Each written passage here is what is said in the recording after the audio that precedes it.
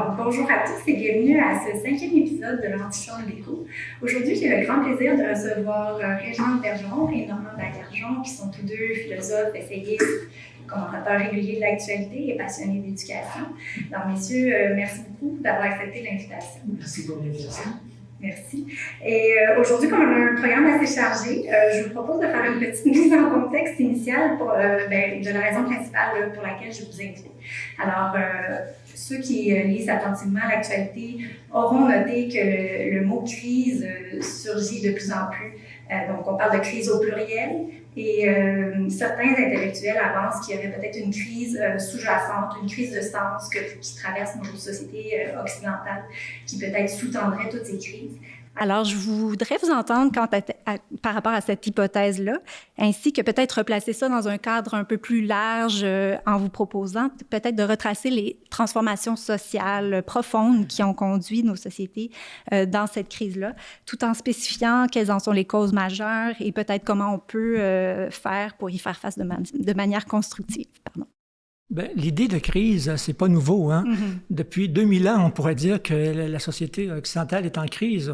Platon versus les sophistes. Mais bon, c'est sûr qu'à partir de Descartes, par exemple, Galilée, ensuite Darwin et Freud, c'est vraiment l'être humain qui est décentré de son piédestal.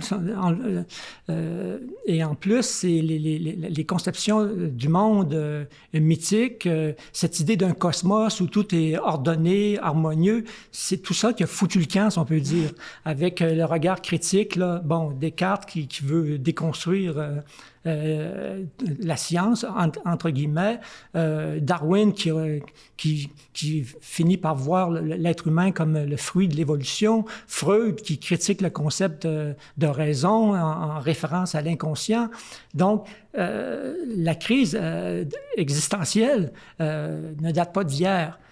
Sauf que c'est sûr que depuis quelques années, on peut dire qu'il y a comme une accélération là, de cette crise-là. Et quand on parle de crise de sens, bon, moi, je suis toujours mal à l'aise un peu parce que pour moi, la vie n'a pas de sens. Mais ça, c'est ma position. C'est peut-être la position des athées en général.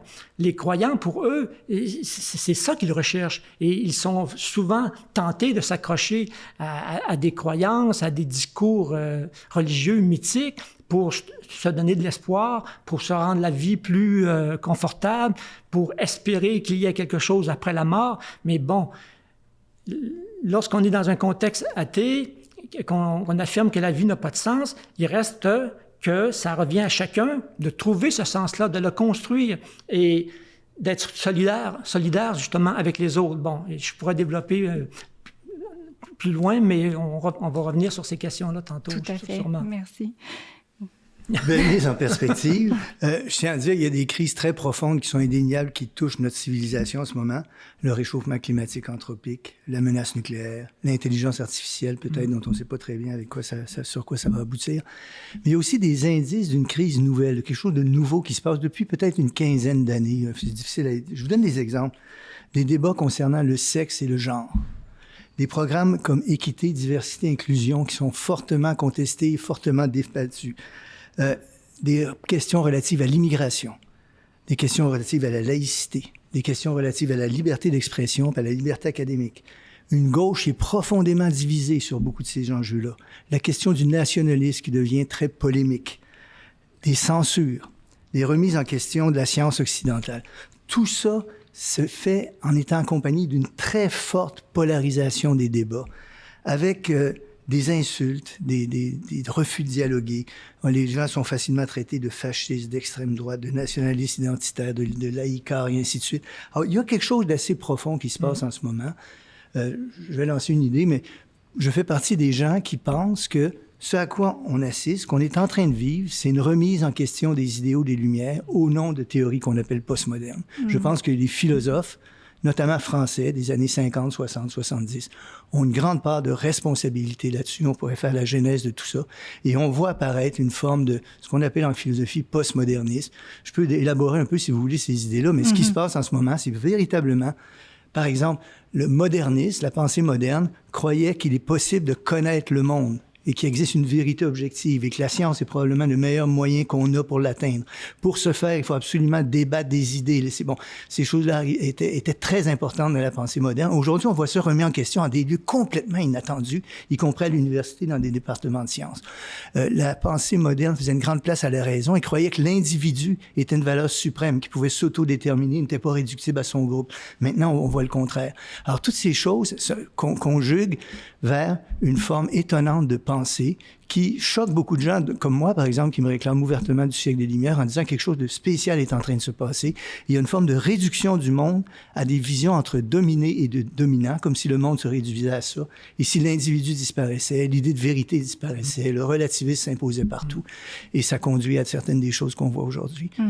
Je peux donner des exemples tantôt si vous en voulez. Oui, bien, oui. Allez-y. Mais d'ailleurs, quand on parle souvent du mouvement de déconstruction des années 60 avec les philosophes français, mais ce mouvement de déconstruction-là de la culture occidentale, moi, je le fais remonter à Descartes. Descartes, avec son projet de discours de la méthode, dans un premier temps, il remet tout en question. Il applique un doute méthodique et hyperbolique, c'est-à-dire exagéré, et tout passe à la trappe. Tout. Donc, c'est une coupure avec la tradition, avec le passé. Il tourne le dos à ce passé-là. Il remet en question les livres. Il remet en question les académies de son époque qui lui ont vendu... je peux pas intervenir, sauf les mathématiques. Oui, sauf les mathématiques, mais aussi, sauf le fait que, malgré ce mouvement de déconstruction-là, Descartes croit à la science, croit qu'il existe une vérité absolue. Et c'est d'ailleurs son projet de construire enfin la science sur des bases solides. Il est convaincu que l'homme, s'il se donne une bonne méthode et qu'il utilise bien sa raison grâce à cette méthode-là, il viendra à bout de connaître l'ensemble de l'univers, c'est-à-dire de l'œuvre du Créateur. Donc, il a tout le trousseau de clés pour ouvrir toutes les portes. Sauf que aujourd'hui, lorsqu'on parle de la déconstruction auquel faisait référence Normand, bien là, c'est même l'idée de vérité qui est remise en question.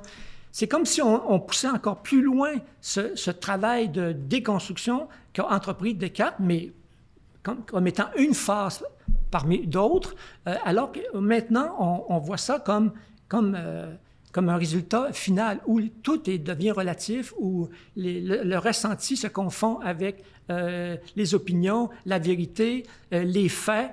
Et donc, ça va très loin. Et on pourrait montrer aussi que Rousseau joue un rôle important dans ce refus de transmission, comme on le retrouve chez Descartes, comme on le retrouve chez Rousseau. Et il faut absolument que l'enfant son fameux Émile, soit mis à l'écart dans la nature. Il ne faut pas qu'il soit infecté, qu'il soit influencé par la société. Et c'est pour ça que son maître doit utiliser une éducation négative, laisser parler les choses comme il dit, s'en remettre au seul maître qui est la nature, parce que l'enfant est bon. Et donc, la graine était semée. Oui, il y a toutes ces influences. Rousseau joue certainement un rôle là-dedans, c'est ça, en pensant que la société est corrompue. Je voudrais donner un exemple aussi, parce qu'il me semble très amusant.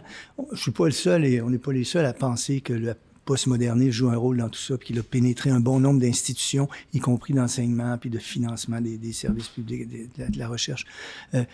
J'invite les gens à aller voir ce qu'on appelle la Grievance Studies Affair. Je ne sais pas si vous connaissez.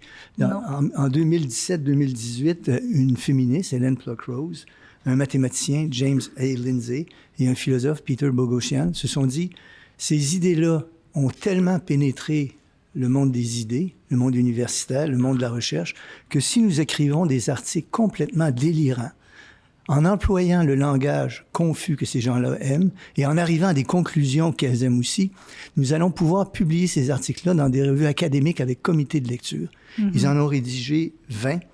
Lorsque le canular a été découvert, parce que c'est un canular, 4 étaient publiés, 3 étaient acceptés, 6 étaient refusés et 7 étaient en évaluation. Ces articles-là écrivaient des choses comme « La culture du viol se voit dans les parcs à chiens, dans les villes », comme La diminution de la transphobie chez les hommes pourrait diminuer si les hommes s'inséraient dans l'anus des objets sexuels. Il défendait des choses comme celle-là. Des passages du Mein Kampf écrits en langage féministe étaient approuvés pour être publiés. Tout ça était écrit dans un langage recherché, à peu près incompréhensible, mais allait dans le bon sens de cette vision entre dominant et dominé. Et ça demande réflexion qu'on va faire une chose comme ça. Certainement, pour des universitaires comme vous, c'est très troublant, j'en conviens. Il y a plusieurs éléments sur lesquels on va revenir dans ce que vous avez mentionné. Avant qu'on aille de l'avant, je voulais peut-être vous entendre. Je sais que vous êtes attaché à la Grèce antique et à tout ce qui est antiquité par rapport à des concepts qui sont dans votre super bon ouvrage « Homère, la vie et rien d'autre ». Des concepts comme, dans le fond, la figure du héros, la honte, la mort, la patrie, toutes ces idées qui étaient chères. Est-ce que c'est quelque chose vers quoi on pourrait revenir? Est-ce qu'il y a quelque chose à faire là? Ou où on peut tirer des lignes directrices, par exemple, avec le concept de honte. Autrefois, dans les sociétés plus archaïques, comme chez Homère, par exemple, le sujet avait toujours l'impression d'être regardé par la société, par ses semblables, ses parents, ses amis, son village. Et le pire qui pouvait lui arriver, c'était d'avoir honte de ce qu'il a fait. Et c'est souvent le cas, justement, des héros comme Ajax là, ou d'autres. Et c'est un message qui revient à plusieurs reprises dans l'Iliade et l'Odyssée. Il faut surtout éviter la honte, parce lorsqu'on va rentrer chez soi après la guerre, on va être marqué au fer rouge. Et moi, je ramenais ça dans mon livre à cette idée à l'idée du plagiat, par exemple. Moi, quand j'étais jeune, je me suis jamais fait prendre à plagier. Hein? J'aime la formulation. Oui, jamais fait prendre. Se faire prendre à plagier, c'était honteux. Alors qu'aujourd'hui, ça devient un jeu, à savoir, attrape-moi si tu peux, là. Donc, il y a toute cette transformation-là qui reflète quand même un certain nombre de choses de nos sociétés. Mais c'est ça. Alors maintenant, je vais vous amener du côté américain, mais puisque c'est américain, c'est quand même assez global. À l'aube de l'élection là, qui s'en vient, on entend de plus en plus de commentateurs parler de la démocratie qui serait carrément en péril, menacée. Puis c'est vrai pour le côté politique, puis le fait que les gens sont un petit peu à cran, mais c'est aussi mentionné quand on parle de liberté d'expression ou, entre autres, avec le réseau social X, les grands médias. On sent qu'il y a une crise de ce côté-là aussi. Donc, en tant que philosophe, comment vous percevez ce danger-là? Est-il réel? Et puis, en remontant aux origines de la philosophie et de la démocratie, comment les philosophes d'hier à aujourd'hui peuvent-ils nous éclairer sur le rôle du citoyen dans une démocratie? Est-ce que ce rôle-là se résume au fait d'exercer son droit de vote tous les 4 ans? Est-ce que, autrement dit, est-ce que nous sommes collectivement à la hauteur du système dont nous avons hérité? Vous savez, on soulève d'immenses questions ici. Je vais faire de mon mieux pour dire ce que je pense clairement, mais c'est vraiment une immense question, vous savez, cette idée de démocratie. Et là, il y a plusieurs manières de concevoir la démocratie, qui sont légitimes aussi. Une démocratie, c'est un système qui a une constitution pour protéger le pouvoir puis les citoyens. Une démocratie est un système dans lequel il y a des élections, dans lequel il y a toutes sortes de définitions comme ça. Moi, je vais vous en proposer une qui m'a beaucoup marqué, justement par un philosophe de l'éducation américain, parce que c'est de ça dont on parle. Il s'appelle John Dewey. John Dewey disait, au-delà de tout ça, et je trouve ça vraiment juste et important, la démocratie, disait-il, c'est un mode de vie associatif. C'est une manière de vivre ensemble. Et elle est caractérisée par 2 choses. Et plus ces choses-là sont importantes, plus on est en démocratie. Moins elles le sont, moins on est en démocratie. La première chose, c'est que les citoyens d'une démocratie, les gens qui vivent dans une démocratie, qui sont des citoyens, ils ont des intérêts communs consciemment partagés. Ça veut dire qu'ils discutent entre eux puis ils ont des intérêts communs.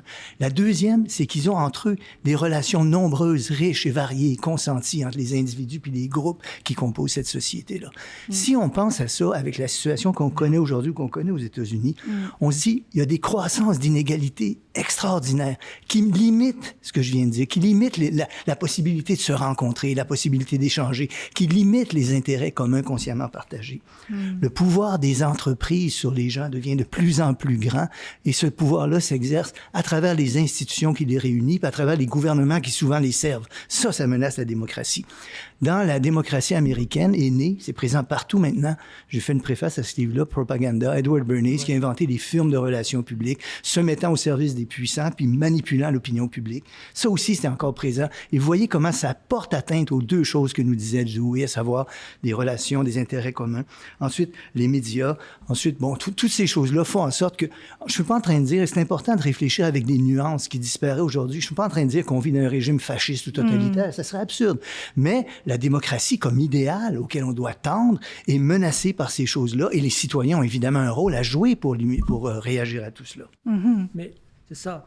Mais je reviendrai sur le concept de démocratie grecque. Hein. Souvent, on se gargarise beaucoup avec cette démocratie-là, mais il faut remettre cette démocratie-là dans son contexte, où c'était une société esclavagiste. Là, sur 350 000 personnes, il pouvait y avoir 30 000 citoyens, là, quelque chose du genre. Les femmes n'avaient pas le droit de vote, les esclaves, évidemment, non, et aussi les métèques, c'est-à-dire les étrangers.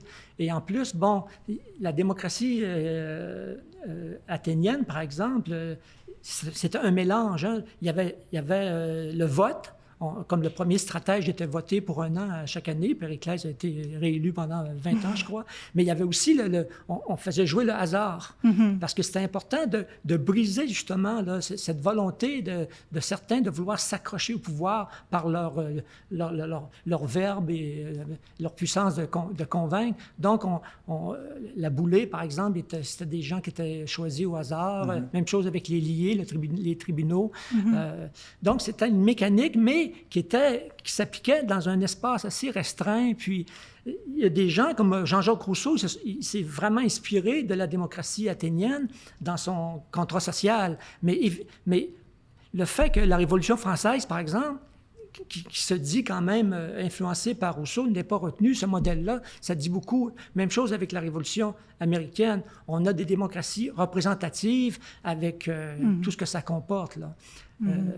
Et pour parler des exemples de Normand, à propos de l'influence des grandes corporations, ce qui est arrivé cette semaine avec Musk, hein, qui joue aux journalistes en interviewant Trump pendant 1 heure ou je ne sais quoi, ça dit tout, là.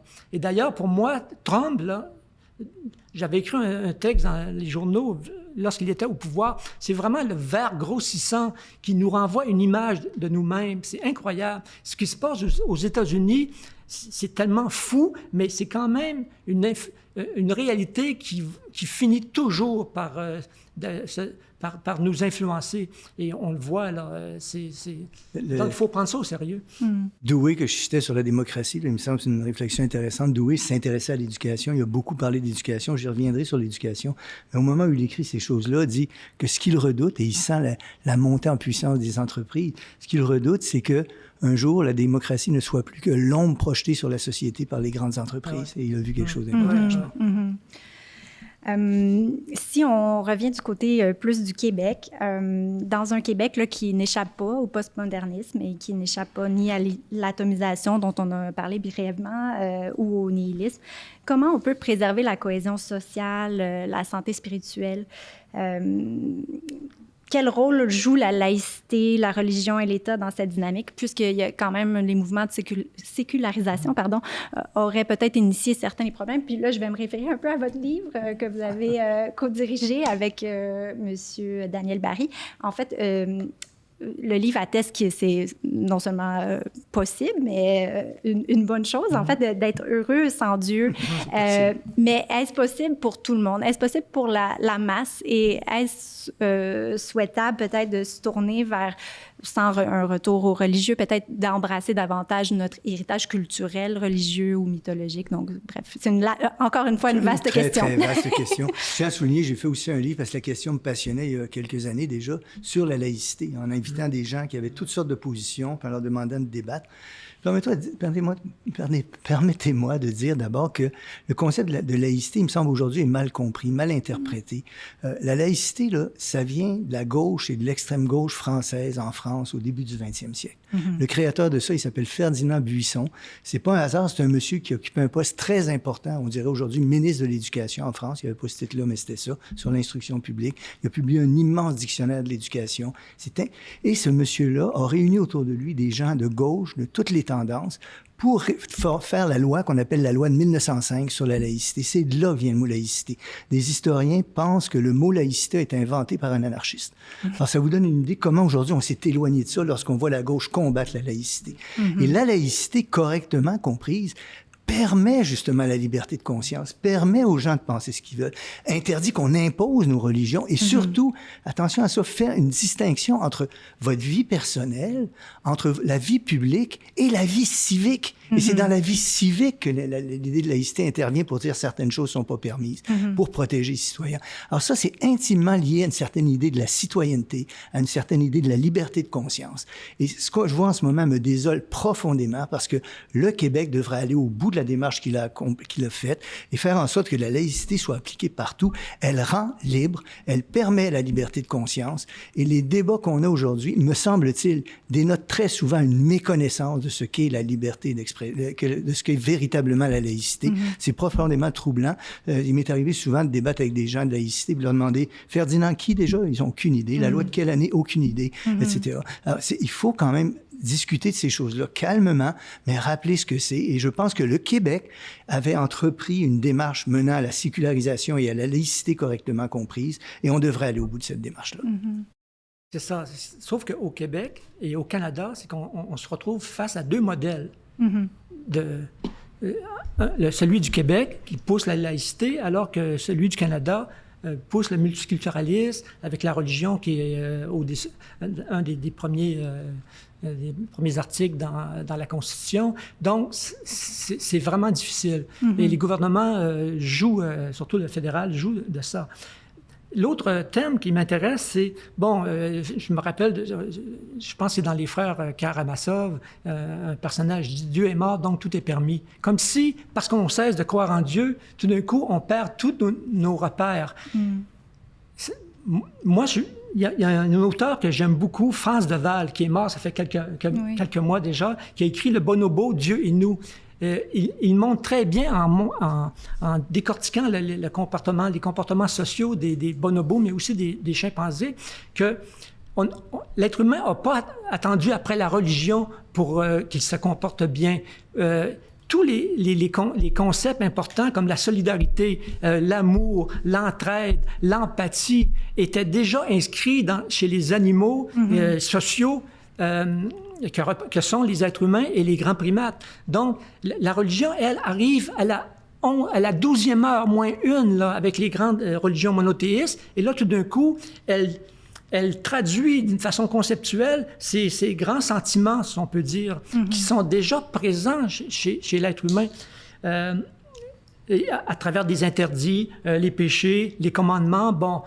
Et d'ailleurs, Rousseau n'a pas dit seulement que des bêtises, au contraire, dans son discours sur l'inégalité, il met le doigt sur ça, en montrant que les êtres humains n'ont pas attendu un Socrate pour faire en sorte qu'ils se comportent correctement avec leurs semblables. Sinon, l'espèce humaine aurait été décapitée depuis longtemps. Et Rousseau insiste beaucoup, comme Deval, mais avec un autre vocabulaire, sur le sentiment de pitié ou de commisération qui va pousser l'être humain à se reconnaître dans l'autre et à lui venir en aide lorsque sa vie n'est pas menacée. Donc, les gens confondent souvent religion et spiritualité. On peut très bien être spirituel, avoir une vie spirituelle, une vie intérieure, sans croire en Dieu, sans adhérer à une religion. Et c'est ça que les gens confondent souvent. Mais là-dessus, je pense, je l'ai dit d'entrée de jeu, je pense que je suis d'accord, c'est accessible pour certaines personnes. Après, il y a peut-être puis là, je ne sais pas si c'est un conflit générationnel ou quoi, mais quand les gens au Québec se sont affranchis la religion, ils ont quand même conservé pendant un certain temps, ils ont surfé sur leur bagage culturel, religieux. Maintenant, ce qu'on constate peut-être chez les plus jeunes, là, les tout petits, c'est que cette transmission-là, elle est peut-être un peu compromise. Donc, oui, je suis d'accord, moi aussi, je suis une fan de Val, mais encore faut-il avoir le bagage à transmettre à la prochaine génération pour arriver à transmettre toutes ces valeurs qui sont proprement humaines. Mais puis là, peut-être que c'est là où on va bifurquer peut-être tranquillement vers l'éducation qu'on ne pourra pas éluder. Mais en fait, je me demande s'il n'y a pas lieu de dire...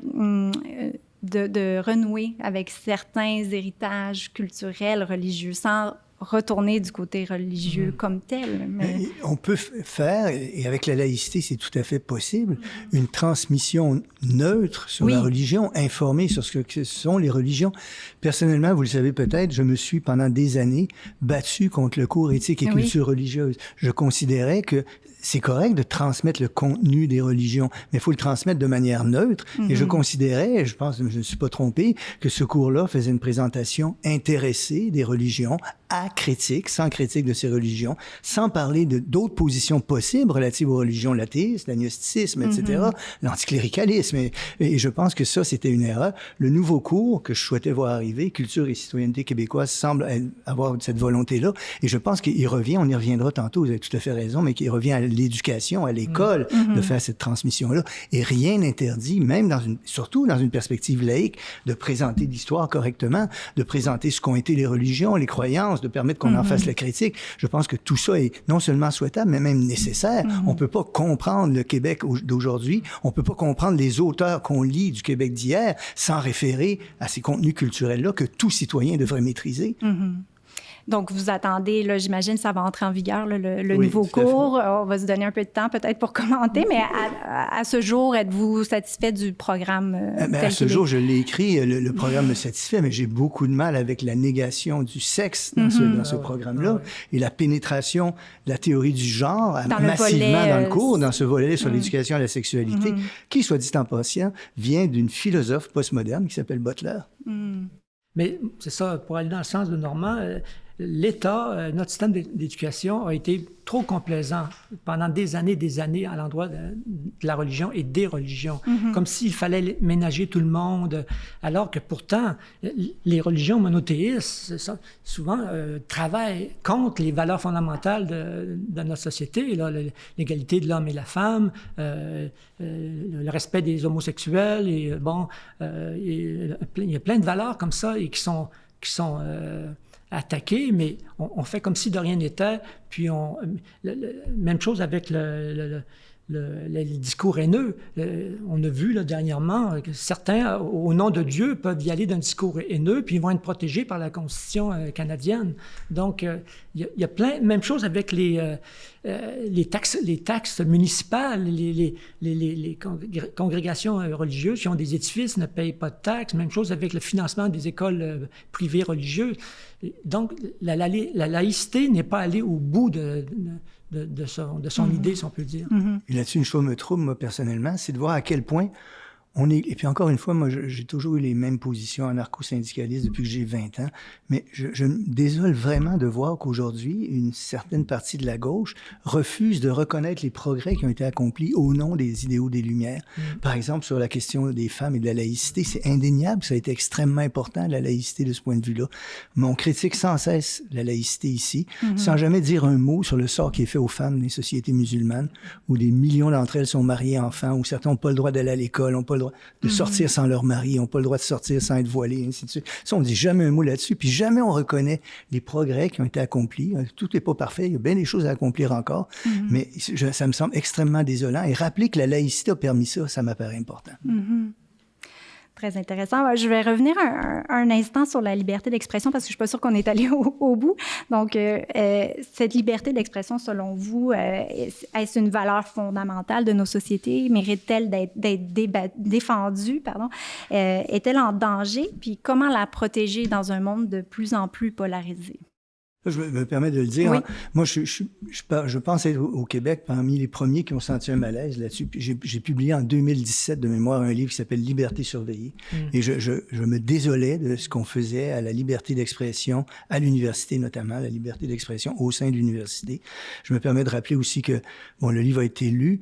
Des cas de plus en plus nombreux sont apparus au Québec, au Canada et ailleurs. Et une commission d'études a été menée. Yves Gingras en faisait partie, le sociologue Yves Gingras en faisait partie. Et l'État est intervenu, ce qui est absolument désolant aussi de voir l'État obligé d'intervenir pour défendre la liberté d'expression et la liberté académique. Je crois qu'on va revenir là-dessus, mais dans une démocratie qui existe, où il existe un idéal de liberté, d'égalité le plus grand possible et d'échange et de recherche de la vérité, la liberté d'expression est une valeur absolument fondamentale.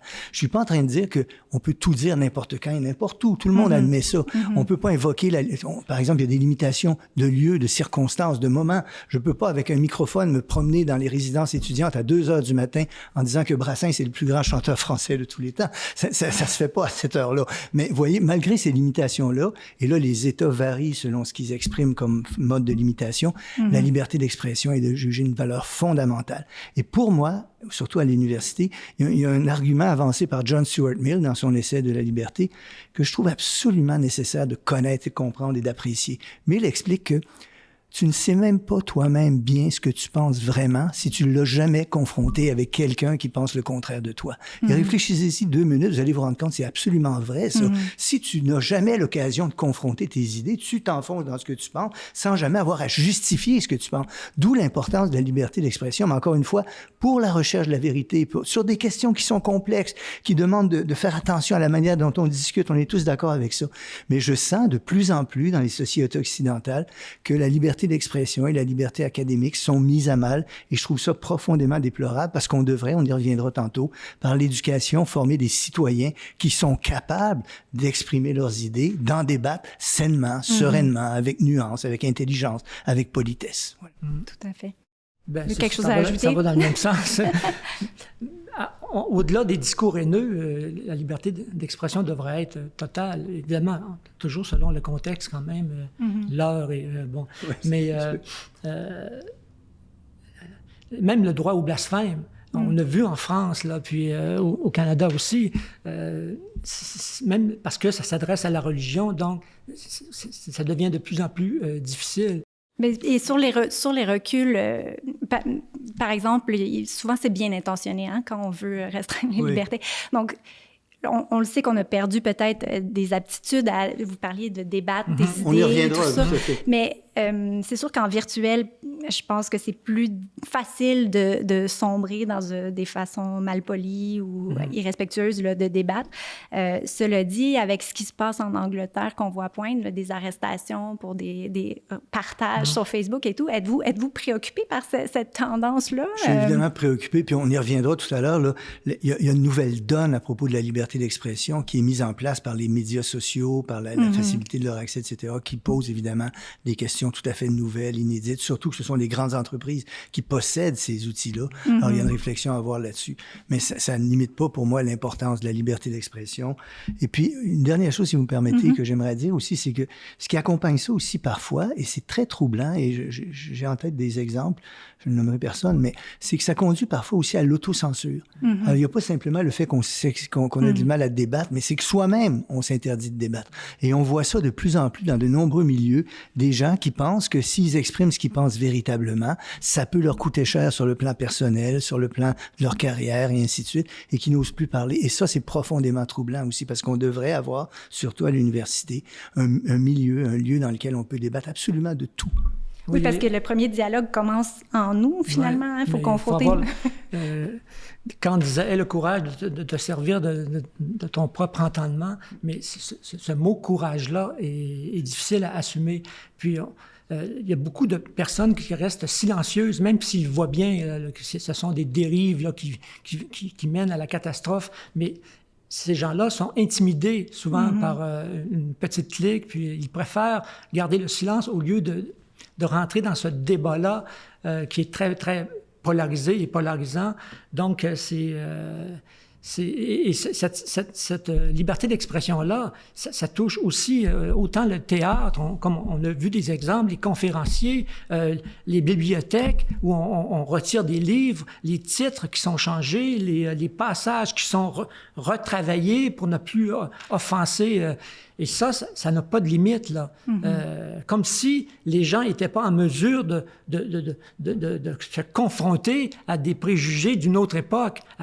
Alors que moi, au contraire, je trouve que lorsque je faisais lire Rousseau, par exemple, à mes étudiants, que Rousseau parlait du sauvage et qu'il le dépeignait comme un être un peu stupide, bien, justement, c'est un outil de pédagogique qu'il faut utiliser au lieu de le cacher puis de le biffer. Donc, il y a plein d'exemples comme ça.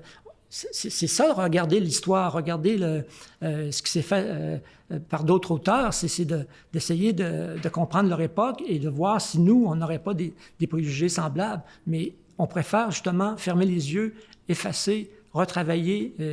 Donc, c'est dangereux. Puisqu'on arrive vers le milieu académique puis qu'on y a touché déjà, comme vous avez tous deux été professeurs respectivement au cégep et à l'université, quelle tendance vous inquiète particulièrement là, dans ces institutions-là? Est-ce qu'il y a des dérives qui, selon vous, menacent la liberté académique? On l'a déjà un peu mentionné. Voir l'approche scientifique elle-même et si oui, quelles seraient les pistes de solutions pour préserver ces piliers de nos sociétés? Moi, ce que je constate, c'est que de plus en plus, on fait entrer dans l'école toutes les modes qui peuvent se déployer d'une façon cacophonique à l'extérieur. Alors que pour moi, l'école devrait être justement un sanctuaire où on retrouve un certain calme, où on permet aux enfants, aux élèves de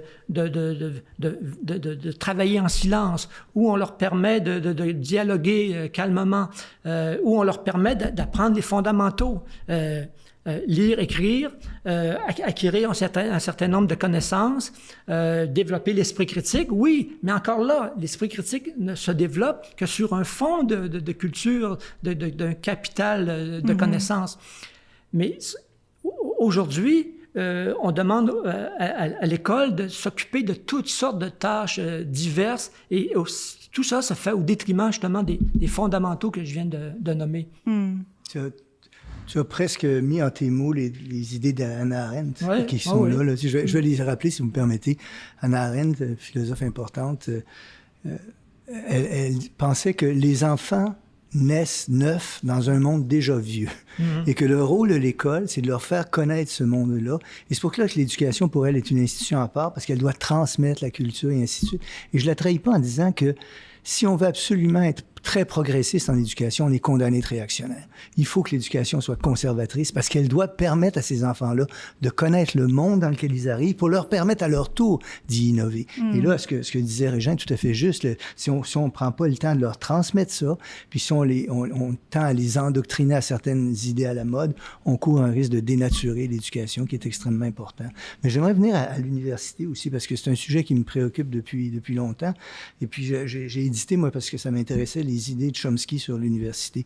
Chomsky faisait des remarques que je trouve très importantes et qui concernent l'université partout dans le monde.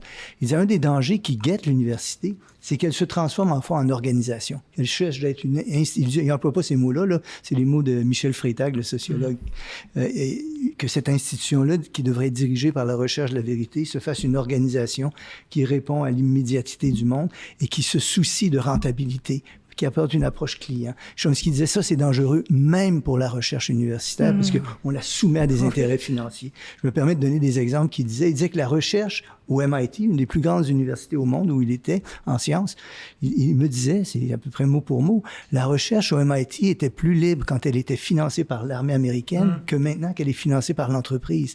Pourquoi? Parce que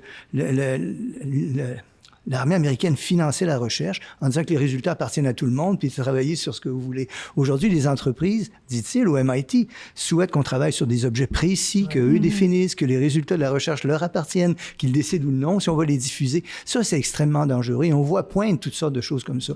Mais on voit poindre aussi à l'université, et c'est troublant, y compris dans les sciences, qui est extrêmement troublant, une tendance à incorporer des discours idéologiques qui font plaisir à certains groupes, mais qui sont loin de la recherche de la vérité à laquelle la science doit d'abord et avant tout servir.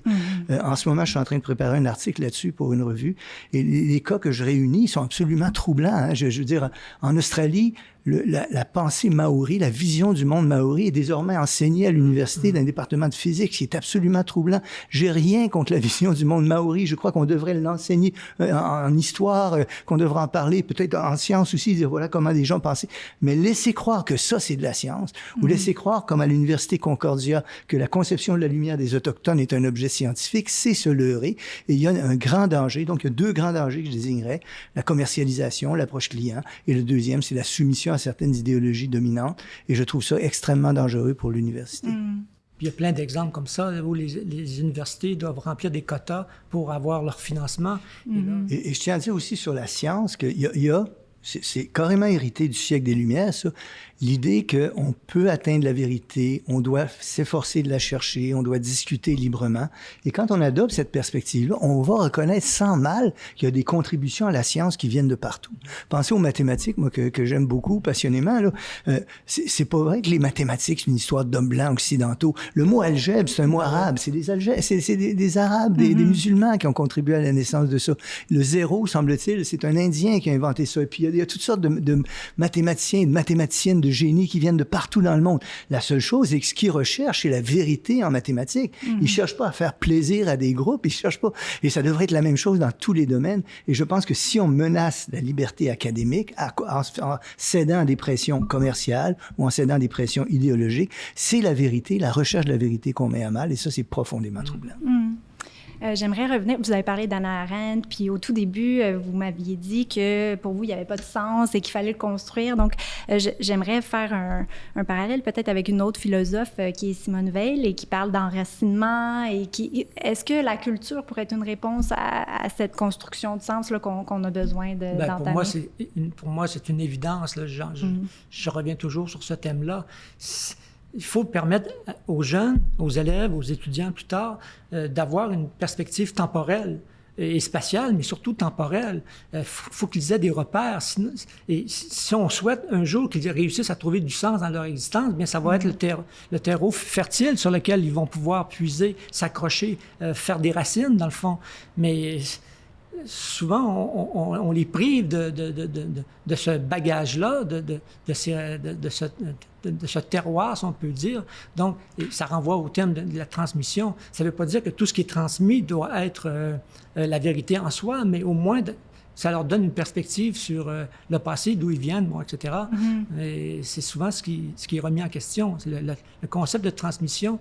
Et je pense à des professeurs là, qui enseignaient depuis des années la philosophie antique, les études classiques, et qui eux-mêmes se remettent en question parce qu'ils trouvent que Homère, j'avais un article chez moi, là, ils trouvent que Homère, bon, il est plus fréquentable parce que les femmes sont maltraitées, il y a des esclaves, même chose avec Aristote, et ils sont prêts à faire en sorte, à acheter le bébé avec l'eau du bain parce que, justement, ces penseurs-là ont fauté au cours de leur carrière. Mais à ce titre-là, tout va être basculé par-dessus bord.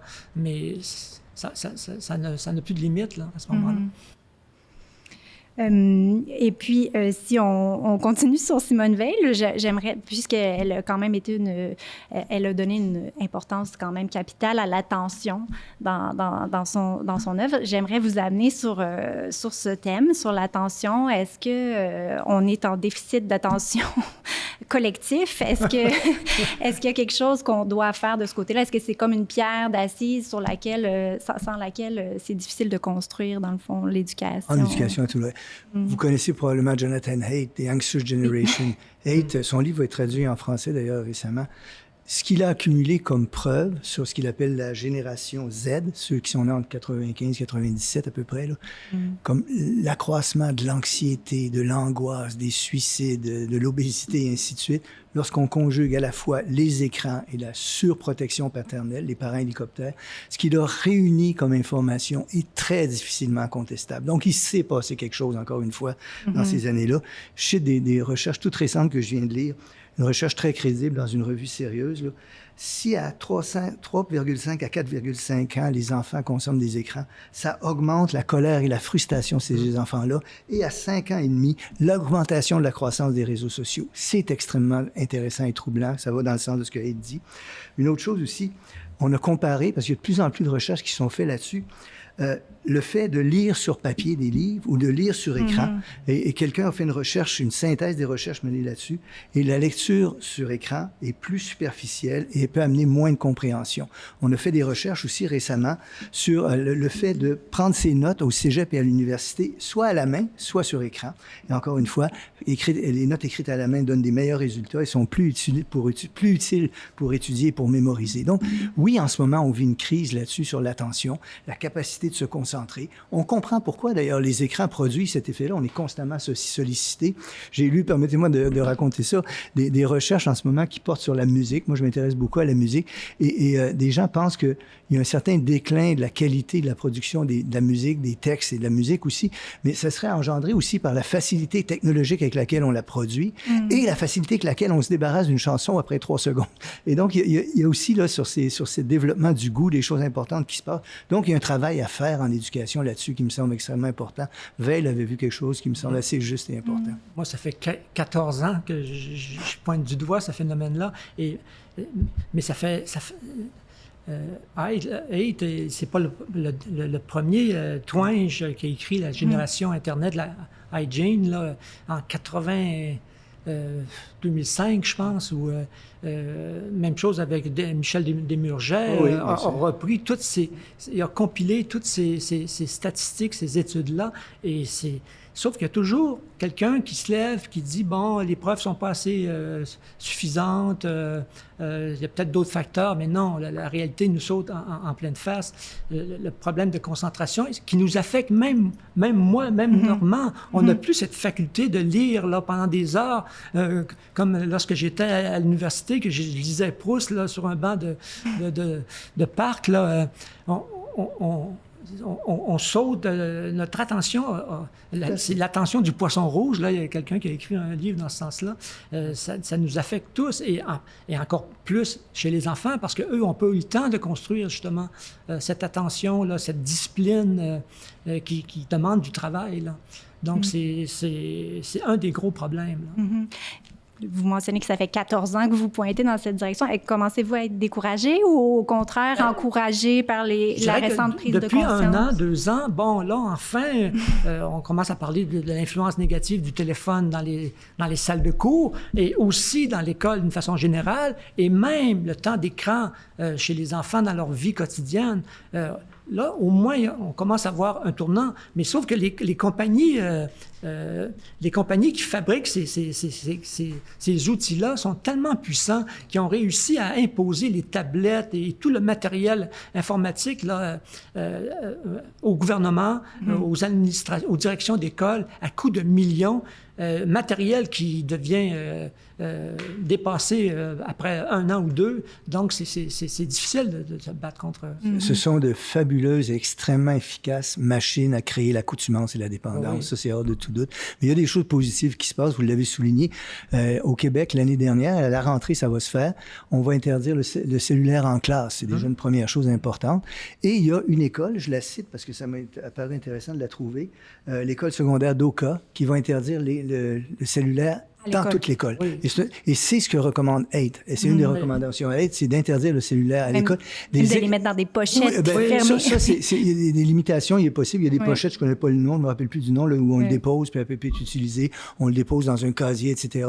Mais là, c'est partiellement là, de l'interdire, mais l'interdire tout à fait à l'école. Des exemples apparaissent maintenant où on montre les bienfaits, bénéfices de ça. Une recherche récente que j'ai vue racontait l'expérience d'un camp d'été sans téléphone cellulaire et les jeunes s'en réjouissent. Ils sont très contents à la fin. Ah oui, tout à fait. Mais ceci dit, ça affecte, vous l'avez dit, aussi les adultes. Donc peut-être que peut-être que l'interdiction de cellulaire va se transporter ailleurs. Il y avait un exemple dans le journal hier, un DJ, là, j'ai oublié le nom, là, très, très, très connu, qui, lui, il est désespéré parce que lorsqu'il se retrouve devant des foules, ça lève pas parce que tout le monde a son cellulaire et tout le monde est dans sa bulle. Et là, il est découragé, il se demande qu'est-ce qui se passe. Donc, c'est un bon exemple pour montrer comment est-ce que ça nous isole. C'est fort. Fait, puisqu'on est toujours sur l'école, j'aimerais vous questionner par rapport à la vision utilitariste de l'école qui est parfois, on a l'impression, tente de s'immiscer, que ce soit au primaire ou vous l'avez mentionné tout à l'heure à l'université. Est-ce que, dans le fond, peut-être une rétrospective par rapport à l'apprentissage là, par compétences versus je sais que c'est des sujets sur lesquels vous vous exprimez régulièrement, mais peut-être pour ceux qui vous entendre moins souvent là-dessus, peut-être de résumer un peu vos positions sur la question. C'est ça, c'est une critique du constructivisme ou du socio-constructivisme. c'est encore là, ça nous ramène à Rousseau. Hein? Rousseau qui disait qu'il y avait une conception utilitariste. Il voulait qu'Émile apprenne seulement ce qui est utile. Tout le reste, c'est pour ça que les livres étaient mis de côté, en tout cas jusqu'à un certain âge avancé. Donc,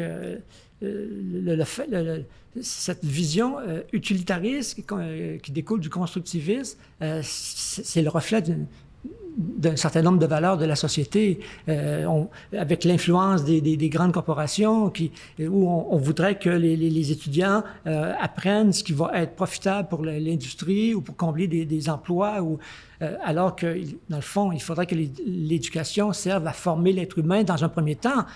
Évidemment, ça veut pas dire qu'on s'occupera pas de lui apprendre un métier, mais on forme un être humain, on lui donne des outils essentiels. On revient encore aux fondamentaux. Et ensuite, plus loin dans son parcours, il choisira qu'est-ce qu'il veut faire de sa vie. Mais je ne sais pas si Normand peut compléter. On investit énormément en éducation au Québec et c'est une bonne chose si on souhaite transmettre l'éducation. L'éducation est obligatoire, la scolarité est obligatoire et ainsi de suite. Je tiens à rappeler d'abord, moi, que ces idées-là remontent au siècle des Lumières aussi. C'est au siècle des Lumières, c'est que des gens comme Condorcet, un philosophe que j'admire beaucoup, là, qui est un des inventeurs de la laïcité au siècle des Lumières, qui conçoit cette idée d'instruction publique, pour parler comme lui, destinée à former tous les citoyens. C'est important. Maintenant, ça, c'est la transmission de savoir. Important. L'école remplit d'autres fonctions, sans l'ombre d'un doute. L'école, ça sert aussi à socialiser les jeunes. Ils sortent de chez eux, rencontrent d'autres environnements. L'école sert aussi à qualifier. Mais l'école, en premier lieu, est un endroit où on fait de l'éducation, où on transmet de l'instruction et des savoirs. Je pense qu'on ne devrait jamais perdre ça de vue, avec des idéaux de former des citoyens aussi, c'est-à-dire de faire en sorte que les savoirs qui sont transmis vont être utiles pour former le citoyen. Et moi, écoutez, j'appartiens à une très vieille école. Moi, mes idées là-dessus remontent à Platon. Là. Moi, je pense que l'éducation, c'est la formation de l'esprit par sa mise en contact avec des savoirs fondamentaux. Et ça signifie que les savoirs qu'on transmet sont des vrais savoirs. Si c'est pas des vrais savoirs, on risque d'endoctriner les enfants. On doit faire très attention à ce qu'on transmet. On le transmet de la manière la plus objective possible. La personne l'apprend et avec elle forge son autonomie, forge sa pensée et devient un citoyen respectable, capable d'interagir avec ses semblables. La mission est gigantesque de l'école et on ne devrait pas la perdre de vue au nom, comme le dirigeant d'idéaux utilitaristes ou commerciaux ou autres, ou idéologiques. Alors donc, moi, je suis extrêmement insistant sur cette idée-là. L'école, c'est un lieu, bien sûr, où on qualifie, où on socialise, mais l'école, c'est aussi un lieu où on éduque, c'est-à-dire où on transmet par des gens qui sont des hussards de la République, des savoirs fondamentaux à tous les enfants. On le fait de la manière la plus égalitaire possible. On n'a pas un système d'éducation à 3 vitesses ou à 8 vitesses. On a une instruction publique destinée à tout le monde et des savoirs fondamentaux qui comprennent notre héritage culturel très large, ou celui du Québec, est transmis et les gens feront ce qu'ils en veulent après. Mais c'est ça que l'école devrait faire et elle prépare ainsi à l'exercice de la citoyenneté. Oui, et puis ça nous ramène au concept de démocratie. Tout ça sert à créer du commun, faire en sorte que tout ce monde-là, les futurs citoyens partagent un certain nombre de valeurs communes, un certain nombre d'idéaux, de fonds historiques. Sinon, ensuite, tout le monde va être dans sa communauté, dans sa bulle. Donc, quand on parlait de la démocratie tantôt, bien, ça se prépare, ça, de loin, et ça commence avec les jeunes enfants. Ici, par là, on prétend, comme je le dis, je le soutiens, atteindre quelque chose d'universel, puis préparer les jeunes à agir ensuite. C'est le contraire d'une réduction de chacun à son groupe identitaire, puis les groupes identitaires étant en conflit les uns avec les autres. L'école est un lieu par excellence où manifester, cultiver, enrichir cette universalité. Je trouve ça extrêmement important. D'où l'importance de critiquer cette fameuse école à 3 vitesses où justement chacun est dans sa classe sociale. Les meilleurs avec les meilleurs, les plus riches aussi, ceux qui ont plus de difficultés ou moins de moyens financiers sont dans l'école qu'on appelle ordinaire. Certains disent l'école poubelle. Donc, c'est créer du commun, c'est tout mettre ce monde-là ensemble puis faire en sorte que, comme nous, lorsqu'on était jeunes, Et il faut quand même, temps, si vous me permettez, je tiens beaucoup à ce que je vais dire, là, mais il faut quand même aussi saluer le travail des enseignants sur le terrain qui, après année, font tout ce qu'ils peuvent pour agir dans ce contexte-là, qui est de moins en moins facile, qui fait en sorte qu'un nombre, je n'ai pas de chiffres parce qu'on n'a pas étudié la question assez systématiquement pour le savoir, là, mais il y a un grand nombre de personnes qui commencent à étudier en éducation et qui quittent pendant leur formation, d'autres qui terminent et qui quittent la profession après quelques années. C'est pas facile d'enseigner dans les conditions qu'on impose, et moi je lève mon chapeau à ces hussards et hussardes de la République qui restent en place. Tout à Celui fait. qui va en enseignement, il a une idée souvent idyllique là, du métier, mais lorsqu'il se retrouve confronté à la réalité qui est très difficile, là, ça peut en décourager plusieurs. Tout à fait, mais sur l'école à 3 vitesses, je trouve ça intéressant parce que vous dites, nous, avant, c'était l'école publique, tout le monde ensemble et tout. En même temps, durant la dernière grève, on a entendu beaucoup en filigrane la composition de la classe comme étant un des enjeux principaux. Donc, puis là, je suis pas sûre que quand vous étiez à l'école, il n'y avait pas une composition de la classe qui permettait à tout le groupe d'avancer ensemble, plutôt que d'avoir une classe à 20 vitesses, si vous me permettez l'expression. Si la composition de la classe est difficile en ce moment, c'est parce qu'il y a eu cet écrémage depuis 20 ans, 30 ans, surtout dans les régions comme Montréal et les grands centres, où les meilleurs éléments sont recrutés. C'est moins vrai au primaire, par contre, là, non, quand on a primaire, les chefs. Oui, mais surtout au secondaire. Oui, effectivement. Donc, si on revenait, ben là, ça serait peut-être plus facile d'avancer. Mais je pense que les jeunes ont plus de problèmes aujourd'hui, probablement dû à tout ce qu'on vient de discuter. Ce qu'on pointait du doigt tantôt, là. Manque de socialisation, manque d'attention, isolement des enfants, le travail des parents, ils sont souvent laissés à eux-mêmes. Bon, et ça, sûrement que ça complique là, la composition de la classe. C'est une belle question, mais une question grave, difficile. Et je dis, moi, depuis des années, tu sais, que moi, j'ai des positions là-dessus, sur l'école à 3 vitesses, sur la laïcité, et ainsi de suite. Mais ce qu'il faut aussi, c'est que ce soit une décision collective. Et c'est pourquoi, moi, depuis de nombreuses années, depuis 2016, je pense, je dis, faisons une commission par an, comme on en a fait une il y a 60 ans, avec le même sérieux que ces gens-là ont mis, et voyons maintenant comment on restructure notre système d'éducation pour répondre aux questions d'aujourd'hui, avec non négociable, une volonté que l'école soit un lieu où on transmet des savoirs, mais aussi, après une consultation du public, qu'est-ce que les gens au Québec souhaitent maintenant de l'école, qu'est-ce qu'on en attend, comme on la veut. On informera le public, on discutera, et au bout de 3 ans, parce que ça a été long, la commission parents, on aboutira à des discussions, à des décisions collectivement prises, lucidement prises. Je ne peux pas être plus d'accord et vivement une telle commission, parce qu'effectivement, depuis 60 ans, les choses, on parlait d'accélération des changements, je pense que il est grand temps qu'on s'en reparle. Peut-être en terminant, parce qu'il ne reste plus beaucoup de temps, je sais que votre livre, qui m'a marqué beaucoup, à l'époque, je l'ai lu quand j'étais en congé de maternité, donc, mais là, il est arrivé à maturité, 18 ans pour le petit cours d'autodéfense intellectuelle. J'imagine que vous conviendrez qu'il est toujours d'actualité. Oui, mais je prépare pas une mise à jour, mais un nouveau livre qui va paraître chez Leméac et qui va être... un petit cours d'autodéfense intellectuelle 2025. Donc, mais rapidement, qu'est-ce qu'on, pour ceux qui ne l'ont pas lu... Je pense qu'il y a des choses qui restent extrêmement importantes. C'est apprendre à dialoguer, apprendre à discuter, apprendre à reconnaître les faux raisonnements, apprendre à se méfier de certaines sources.